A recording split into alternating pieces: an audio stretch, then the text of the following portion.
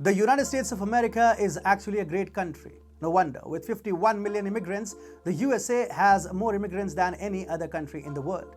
The immigrant population of the US alone is greater than the total population of many countries in the world.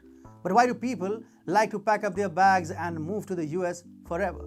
What makes the US great? Is it the US economy? Of course. The US is the biggest world economy, but then there are many countries with better per capita incomes. Is it American food? Well, you can find better food. It is the freedom-loving character of the US that makes it great. Known as the land of the free, people from across the world like to settle down in the US just because of the freedom that it offers. Freedom to speak, freedom to make individual choices, and yes, the freedom to travel. Freedom that US President Joe Biden is adamant about taking away. Hi and welcome. This is TFI Global, the foreign affairs and geopolitical analysis arm of the TFI Media Group. I'm your host Atul Mishra, and in this video I will tell you how Joe Biden is taking his big brother attitude to another level.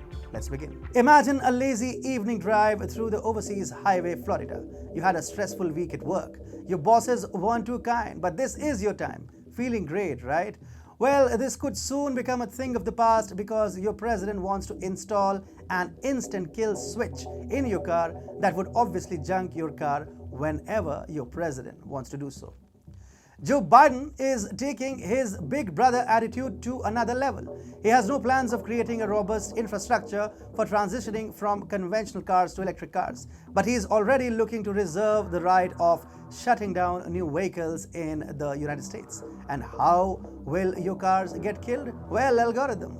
According to an article authored by former US Representative Bob Barr, the recently passed infrastructure bill contains a clause that will install vehicle kill switches into every new vehicle sold in the country. The clause won't come into force till 2026. Until then, you can drive your cars as usual.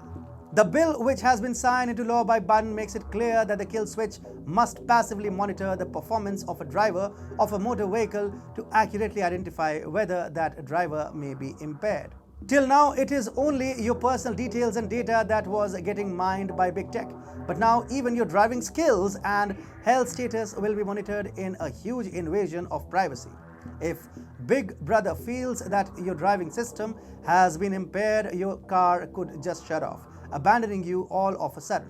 The Daily Caller wrote, "This is a privacy disaster in the making, and the fact that the provision made it through the Congress reveals yet again how little its members care about the privacy of their constituents." Wait, it gets worse.